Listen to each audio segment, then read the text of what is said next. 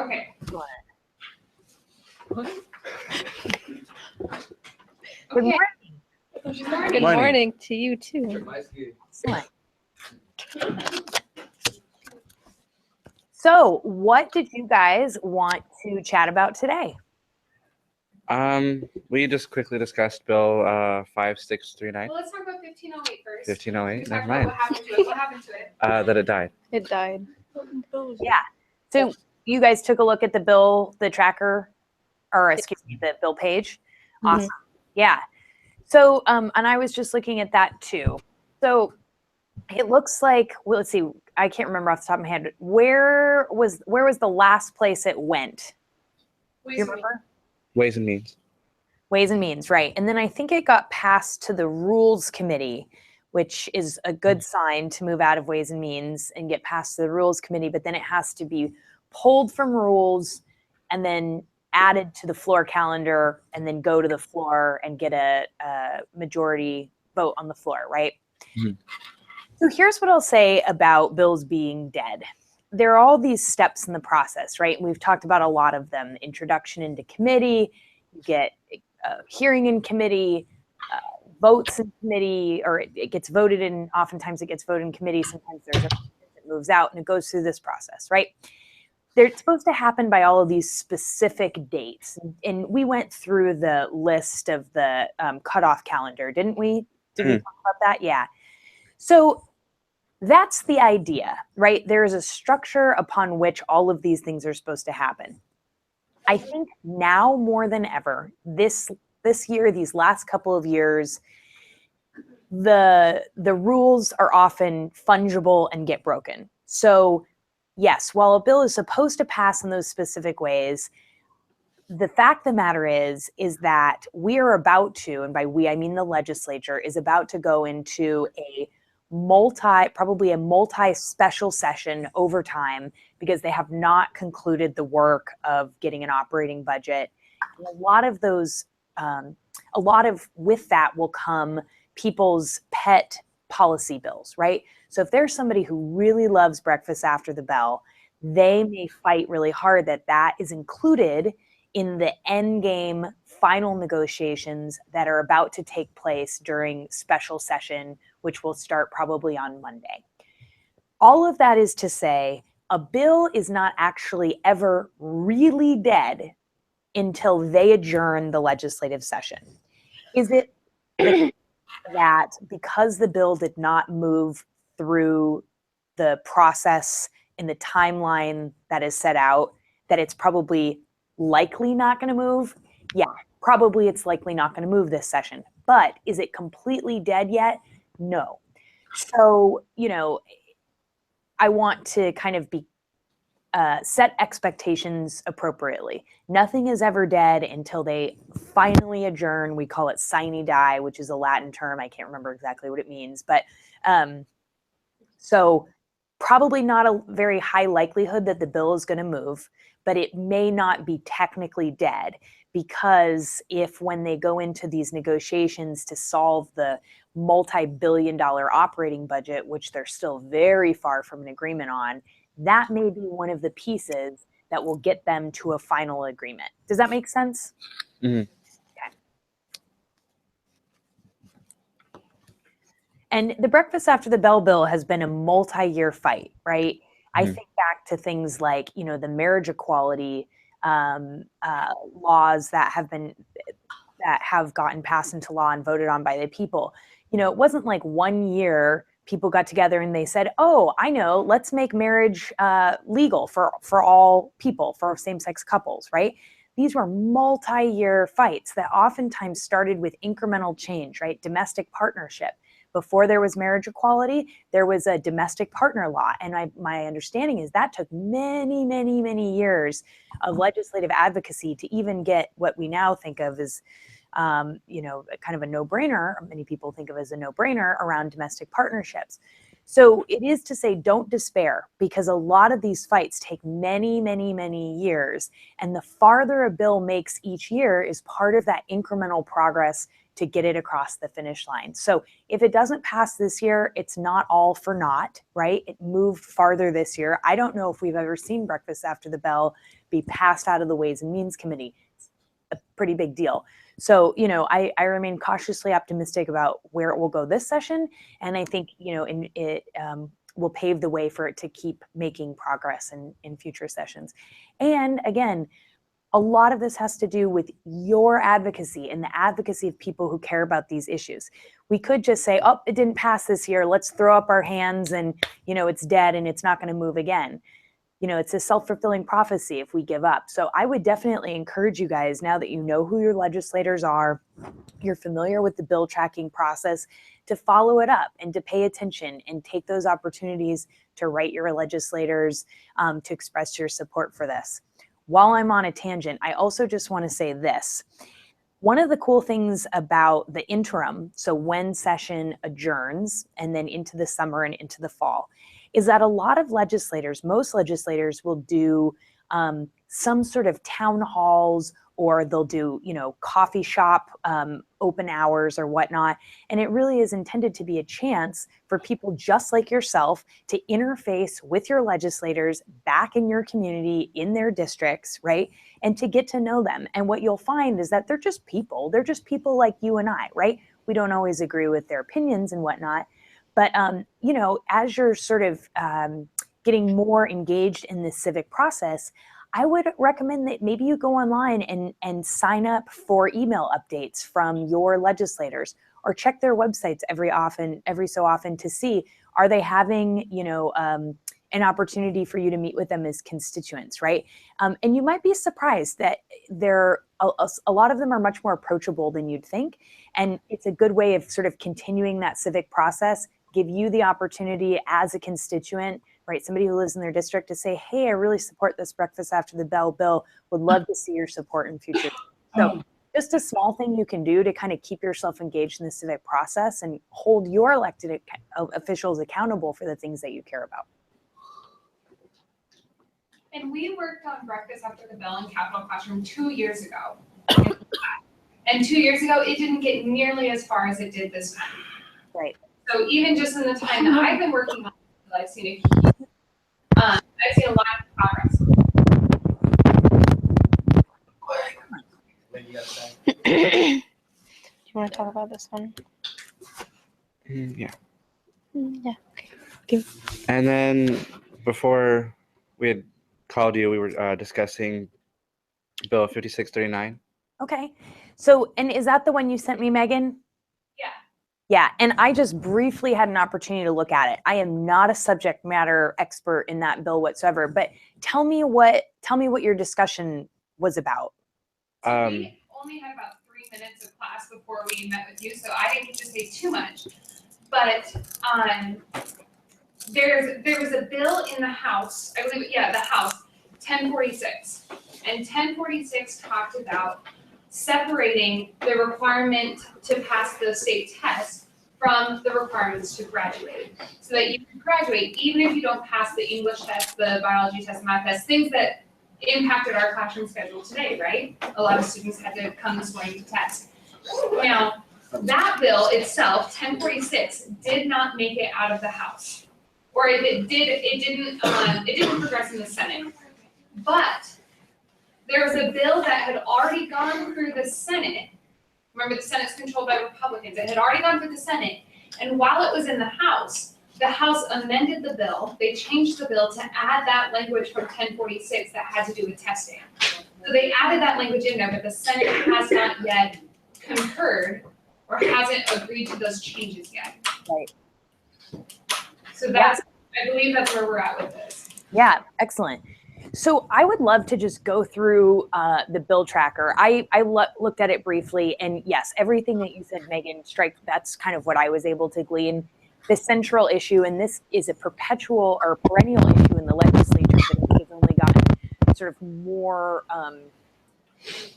sort of popular as a topic to discuss, is what is the role of testing and what is the role of standardized tests in graduation requirements, right? There's a lot of people who feel very, very, very strongly that standardized tests with all of their flaws, right? And all of their sort of biases and challenges for students, because not everybody learns the same way, right? Shouldn't be required for folks to graduate.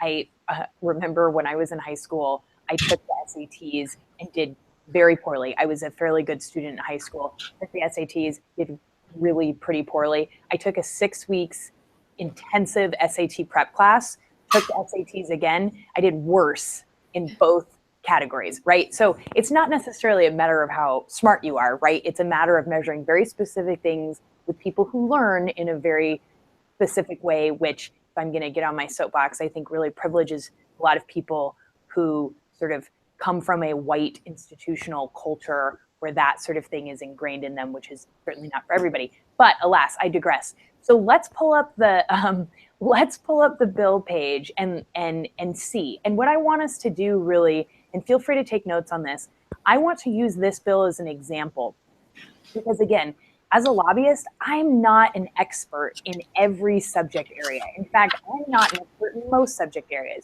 But we have this awesome tool that is the Washington State Legislature website and these bill pages that have so much information, and a lot of it's easier to access than we think. So I want to just take you through the process of what I did to just get a basic understanding of this bill, and hopefully we can use this as a tool for you guys, that when you read the paper or somebody's talking about some bill, you can jump online and kind of do this yourself. So the bill is 5639. Is this shared with them now?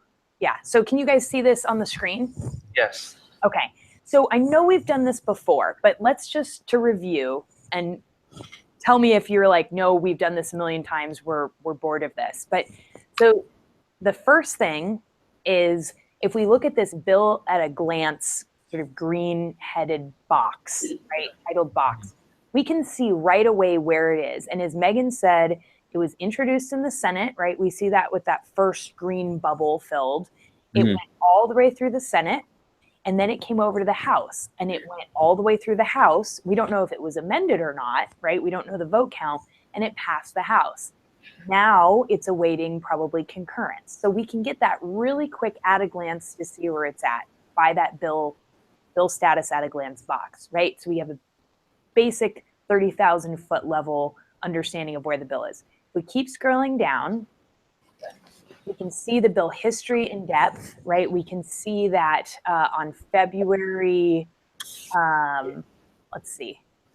Yeah, so we can see on March 28th, after it moved all the way through the Senate, when it got to the House, it was introduced to the Education Committee. It had a hearing in the Education Committee. And then on March 28th, we can see that executive action was taken in the House. What does executive action mean again?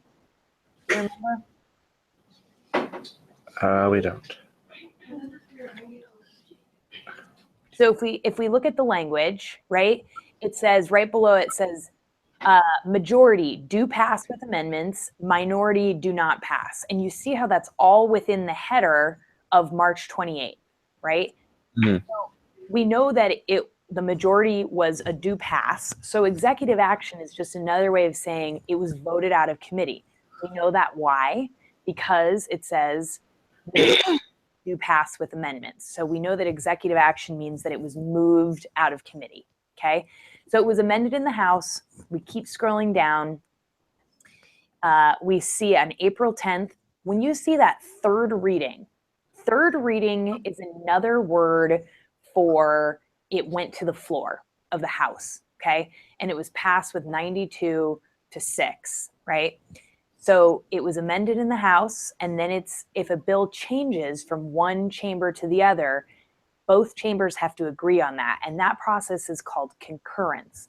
So it started in the Senate, it passed out of the Senate, it went to the House, it was changed in the House, which means the Senate has to quote unquote concur, which means agree with the changes that the House made in order for it to technically pass the legislature. So right now it's waiting for concurrence from the Senate.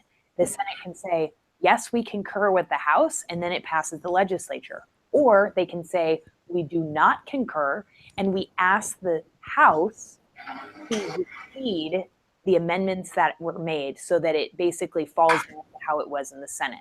They have to come to an agreement on that for it to pass the legislature.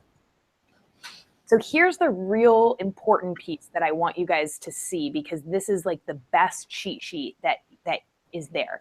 So the two things are, one is that you can read the legislative staff's summary of the testimony given. Let me say that again. The staff summary of the testimony that was given on the bill. So if we go, and that's under the available documents under the bill report. So if we click on this House bill report right there, okay, this brings up the House bill report, okay? And if we scroll towards the bottom, so we get this is actually, if you go back to the top, David, the bill in that box, it says bill summary, brief summary of bill, right? This is where we get as close to plain English as we can get what the bill does in its current state. Brief summary of the bill. Decouples graduation requirements from statewide high school assessments by discontinuing the certificate of academic achievement, the earning of which is currently required as proof that a student has successfully met standards on statewide assessments required for graduation. So it decouples particular statewide high school assessments with requirements for graduation. So this gives us a nice overview of what the bill as amended does. My favorite thing to do is if we scroll all the way almost down to the bottom, it gives you some background on what's currently law. It gives you an update on summary of the amended bill. And then if we go down to, there we go, stop just a little bit up. Okay, this is one of my favorite parts. Staff summary of public testimony. Do you see that piece right there? Mm-hmm. So people who took the time to weigh in and give their opinion of this bill, right? This is where we can read it. You can also pull up the video of the hearing and see that yourself, right? Kind of two ways to get the same information. But this is where you can really get some context about who supports the bill and why, okay? So it says this bill is a result of a request from a technical high school. Okay, some students at these high schools have been unable to obtain a diploma until they were 21 years old. The issues in this bill and issues for technical high schools in general indicate the legislature has not paid sufficient attention to these high schools. So we know that there are these technical high schools. They feel like the current requirements for graduation with regard to these high school assessments are really not working for them, right? So we read on. Although there is a bill in the Senate that would address the issues of this bill, the bill should be kept alive until the outcome of that legislation is determined, right? So this is what the pro testimony is saying. Mm-hmm. The majority of technical high school students have enrolled in these schools because the traditional high school has not worked for them. Technical high schools allow students to work toward a diploma and an industry certificate. Statewide assessments are based on Common Core standards, which is a very sort of technical way of doing standardized tests and the benchmarks therein. But technical high school students are taking courses that are career-oriented and not bound to Common Core standards. The differences in the curriculum place the technical high school students at a disadvantage with respect to state assessments. So my guess is, you might have a technical high school who's based in Yakima, I'm making this up, right? But maybe based in your neck of the woods, and it's really focused on, particular agricultural skills to enable students to go directly into those specific career paths, right? Maybe they're learning incredibly important information to those careers, but they don't check every single box in this quote unquote Common Core standard. So they're still learning really important information, but they become then disadvantaged when it comes to having to take these really complex state assessment tests. So should they be barred from graduating because they haven't been able to meet all of these technical standards on a test while at the same time they're ready to start into the workforce and are exceptionally smart? I don't think that's fair. And I think that's probably what this bill is getting at. And our school is like that. We have a lot of students at our school who get to be 21 years old and end up not being able to graduate because they cannot pass those tests. And they try and they've taken it 5, 6, maybe even more times, and they still can't pass. And so this bill right now is really important to, as a staff at school, we haven't necessarily been talking about it with students as much, but as a staff at school, we've been talking about this bill a lot because this could change how our school functions, really. And it would definitely impact our graduation rates, because that's one of the number one things that keeps people from graduating from here are these tests. Right. Absolutely. Absolutely. I'm so glad that you brought that up, Megan. So, I'm not going to read through the rest of this, but I just want to show you that pretty much every bill has this detailed description of the summary that's given. It has a detailed description and a basic summary of what the bill does. Okay. And these are incredibly important tools, right? I know this might sound cheesy, but this is one of the things that's incredible about our state and about American democracy. There's a lot of countries in the world that you don't have access to this information, to this level of transparency and depth available at your fingertips. So, if we keep going down, we see that more summary of the public testimony. We know it's in the summary from Appropriations Committee. And then this is also really helpful. Persons testifying, right? So this gives you who they are and what their affiliation. So we see persons testifying in the Education Committee, Senator Conway, who's the prime sponsor of the bill, right? Does that really say David Chappelle? Wow, what a name. Bates Technical High School, right? And then Lauren Davis, Northwest Career and Technical High School Centers. Maybe you've heard of those people, maybe you haven't. Maybe you've heard of those institutions, maybe you haven't. You can do a copy and paste in Google, right? And find out more about their information. Then in the Appropriations Committee, you see Dave Maston, who's at the Office of the Superintendent of Public Instruction, also testified, right? So I just wanted to go through that. And if we go back to the bill page one more time, the other great thing is if you go down, keep going down, amendments, you can see the amendments that were offered. And then this is my other favorite part, available videos. You don't feel like reading? Okay, you can watch the videos of the public testimony. Basically everything that's in that staff summary, in that detailed summary that we just looked up, is available to you in an audio-visual context in these videos. And you can click on it, right? And it will take you through the staff presentation. It will take you through the public testimony. And what is in these videos that is not necessarily in the bill report is the questions that legislators ask. So if staff's presenting something, or if somebody from the public or a lobbyist is testifying on the bill, okay, sometimes legislators will ask questions, right? Just like you have questions about a bill, they might have questions about a bill. So it's a really, really rich resource that, with a little bit of practice, is not too hard to navigate. And it's a really pretty straightforward way of informing yourself about what the issue is and sort of what the context is. So I know I've been talking a lot, but I just wanted to make sure that you guys have, feel like you have access to that information and have some idea about how to navigate it. I guess some of the questions that we would have, and I'm speaking for my class at this point, can we do anything to help encourage the Senate to concur with the changes made?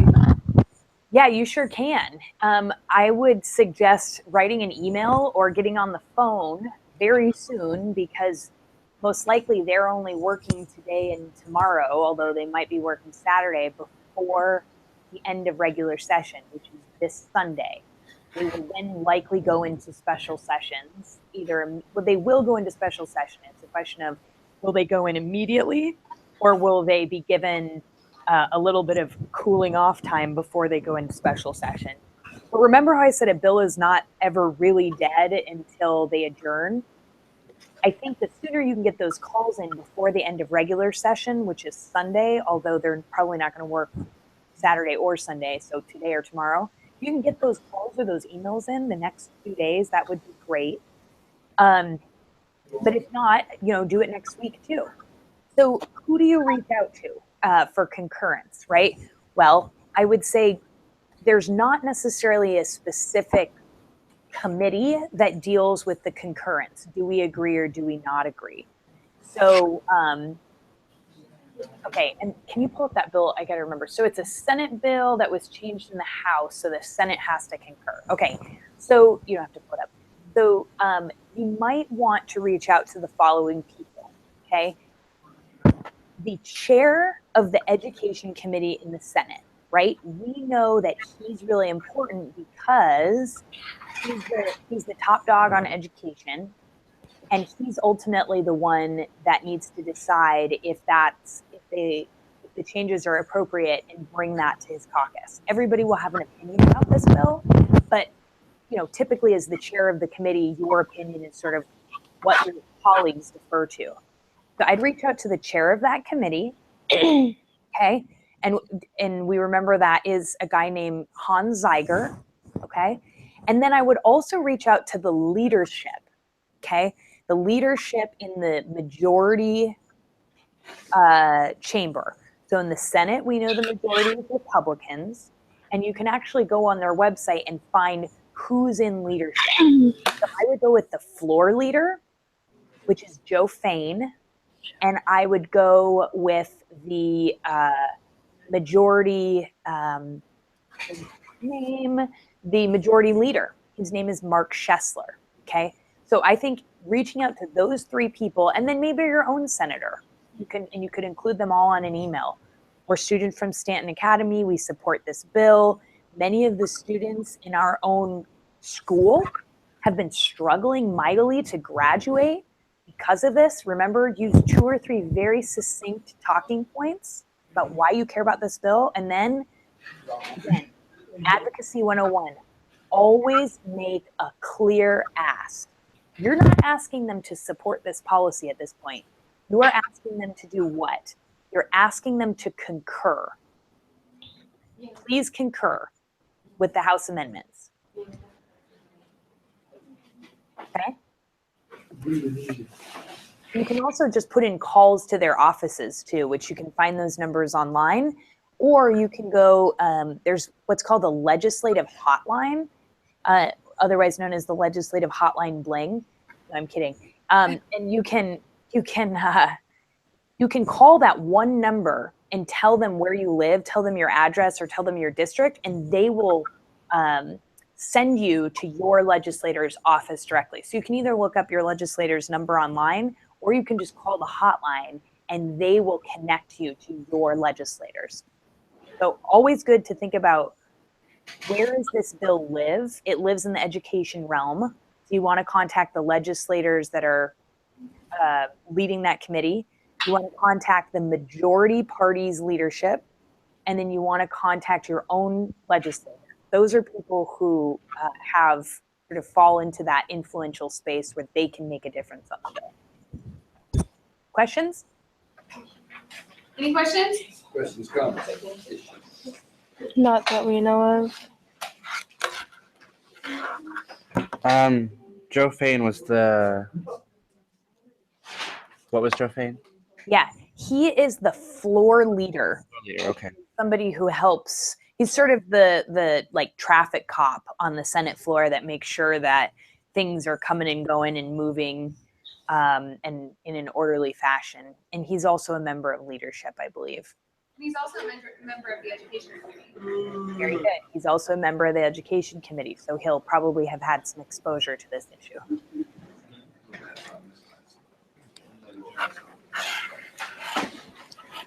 I think that's it. Any other questions? Now, I know this bill personally impacts a lot of you in this room who still haven't met your graduation requirements because you don't have those tests done. I see Angel nodding in the background. So tomorrow, that's what we're gonna look at, because this literally is one of those things that directly impacts your lives. Yeah, absolutely. And the cool thing is that you can make a difference, right? Reaching out and telling your story. I've worked on a lot of bills in my life, and I'll tell you that people sharing their own personal story, what it means to you and how it impacts your lives, is the number one way of helping to move legislators, helping to create action on the things that you care about, right? Is personalizing those issues. So it's not just a bill number, it's not just a policy, it's not just this theoretical thing that exists out there. But when legislators think about this issue, they think about you and your story. And that in this very crowded, legislative field of all these different bills and issues coming up, it's always a matter of how do you differentiate? How do you make somebody remember why this is important? And I'm here to tell you that telling your own personal story or the personal stories of people that you love or that are part of your community is the single most important way of making that change and differentiating. So I definitely encourage you guys to reach out and to do those things we discussed in terms of telling your story. Do you guys go to Youth Advocacy Day? We don't. No. I was asking a teacher if we went to the youth, or they went to the Youth Advocacy Day. I did for Mocking Day or Mockingbird. Yeah. We were talking about 3 of the programs they do. They support, they fund, pretty much. Yeah, it's pretty cool. It's pretty cool. Yeah. You got the voice of the youth in the program. And stuff like that. Yeah. You're talking about the Mockingbird Society organization? Mockingbird, yeah. Oh, they're fabulous. They will have students down here that primarily are foster youth. Yeah. And I'll tell you, I'll be sitting in those hearings where those young people will come and testify, and you will see not a dry eye in the room. I mean, people just crying because they're so emotionally moved. It's not facts, it's not numbers usually that move people. It's that personal connection. It's personalizing those issues. So yeah, I'm so glad that whoever spoke was talking about Mockingbird. Yeah. For advocacy, yeah. Voices Well, pretty our much. classes just a are short voice. today and our bell's about to And ring. it was, what we did there, we traveled to Olympia and we got to go to the legislators and actually talk to them about the programs that we were getting supported from. That they, without their funding, it wouldn't be any program at all. Without our word, it wouldn't be program at all. And having everyone there working together just keeps everything moving and solid motion of inertia. Yeah, absolutely. I know a couple of the lobbyists for Mockingbird, and it is a fantastic organization. So I'm so glad that you're involved in that. Yeah. What's your name too? What's that? What's your name now? What's my name? Emily. Emily, nice to meet you, Emily. My name's Bo. Yeah, absolutely. Thank you guys. It's been such an honor to work with you guys, and thanks for all your hard work and good luck reaching out. Thank you. Thank you. Yeah, thank you for showing up today on the screen. Bye.